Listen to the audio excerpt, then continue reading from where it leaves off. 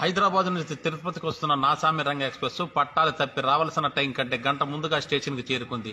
ఇది గమనించిన రైల్వే శాఖ మంత్రి ఓబులేసు మాట్లాడుతూ తప్పంతా రైలుది కాదని పట్టాలు మొత్తం పీకించేశాడు. నిన్న ఢిల్లీలో జరిగిన ముఖ్యమంత్రుల క్రీడా పోటీల్లో ఎవరి గ్రీన్ హీరో కుమారి జయలలిత హై జంపులో ప్రథమ స్థానం కైవసం చేసుకున్నారు. ఆమె దూకిన ప్రదేశంలో పెద్ద గుంత ఏర్పడడంతో 20 లారీలు, 30 జేసీపీలు, 15 ట్రాక్టర్లు, 25 బుల్డోజర్లు బంకమట్టి, ఇసుక, గుల్లా తోయిస్తున్న ఆ గుంత ఇంకా పూడలేదని మా విలేకరు గంజి తెలియజేశారు. నిన్న అసెంబ్లీలో మంచినీళ్ల, మెక్డాల్ బ్రాందియా, మజ్జిగ అన్న అంశంపై చర్చాగోచ జరిగింది. దీనితో ఇరుపక్షాల నాయకులు చొక్కాయలు, చెడ్డీలు చింపుకొని రోడ్డు మీద దిగంబరంగా పడ్డారు. దీనితో అసెంబ్లీ స్పీకర్ ఏనుగుల బక్కయ్య 500 సంవత్సరాల పాటు అసెంబ్లీని రద్దు చేశాడు. అలియాస్ ఎల్లయ్య ఇతను ఎలుకల మీద పరిశోధన చేశాడు. ఎలుకకు 1 కాలు విరిగితే కుంటుతుందని, 2 కాళ్ళు విరిగితే దొల్లుతుందని, 3 కాళ్ళు విరిగితే పాకుతుందని, 4 కాళ్ళు విరిగితే అక్కడే ఉంటుందని కనుగొన్నారు. అందుకని రాష్ట్ర ప్రభుత్వం ఇతనికి నోబెల్ బహుమతి